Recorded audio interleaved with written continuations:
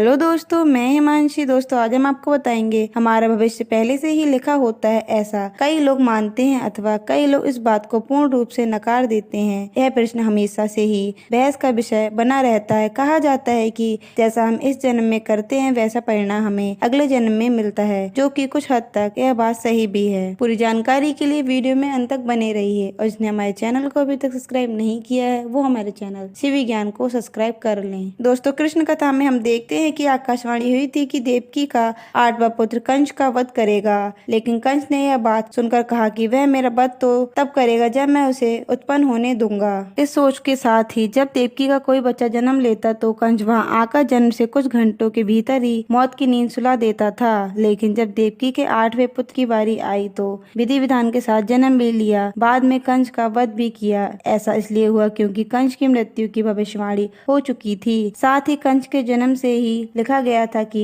उसकी मृत्यु कैसे होगी और किसके हाथों होगी। यही नहीं दोस्तों, इस संसार में जो भी मनुष्य जन्म लेता है उसके बारे में भविष्यवाणी पहले ही लिख दी जाती है। मनुष्य का जन्म कैसे होगा, कौन सी जगह होगा और उसके जीवन में कौन कौन सी परेशानियां आएंगी, यह सब विधि का विधान है और इसे चाह कर भी नहीं बदला जा सकता। इसके साथ ही आपको यह बता दें कि कई ऐसे पौराणिक शास्त्र एवं ग्रंथ मौजूद हैं जिनमें कई महापुरुषों के भाग्य पहले से ही लिखे होने का प्रमाण मिलते हैं।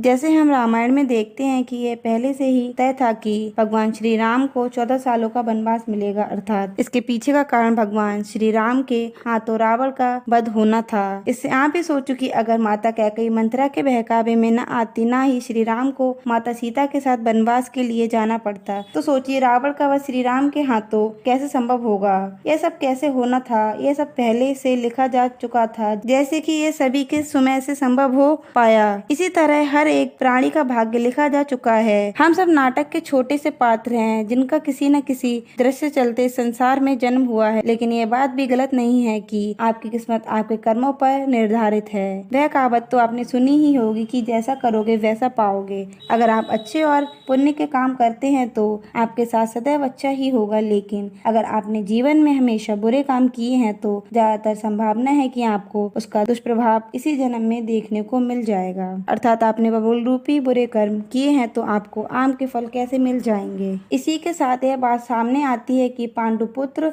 अर्जुन के हाथों कर्ण का वध हुआ था। अर्जुन ने कहा कि माधव मेरे हाथ कांप रहे थे और यह क्या आपने मेरे अपने ही श्रेष्ठ का वध मेरे हाथों लिख दिया, ये कैसा भाग्य है। इससे श्री कृष्ण ने कहा, हे पांडुपुत्र, मैं कौन होता हूँ किसी मनुष्य का प्रारब्ध देने वाला, यह तो करनी का फल है। जिस तरह उसने जीवन में कर्म किए इसीलिए उसके फलस्वरूप परिणाम मिल गए, और हाँ, जीवन में किस स्तर पर फूल मिलेंगे या कांटे यह मनुष्य खुद कर्मों के द्वारा तय करता है। श्री कृष्ण ने कहा, तुमने अधर्म के विरोध में स्वर्ग उठाया और धर्म का रास्ता चुना, जबकि कर्ण ने अधर्म का रास्ता। तो ऐसे में मैं क्या कर सकता था, लेकिन फिर भी मैंने उन्हें कई विकल्प दिए, परंतु उसने हर बार दुर्योधन और उसकी मित्रता को आवश्यक समझा। भागवत गीता के इस अध्याय में हमें यह सीखने को मिलता है कि भगवान हमें कुछ अवसर जरूर देते हैं जिससे कि हम अपने किए गए बुरे कर्मों का पश्चाताप करके सही राह पर आ सकते हैं। दोस्तों, तो ये थी हमारी आज की जानकारी। वीडियो पसंद आई तो हमारे वीडियो को लाइक करें और कमेंट बॉक्स में बताएं आपको ये जानकारी कैसी लगी। धन्यवाद।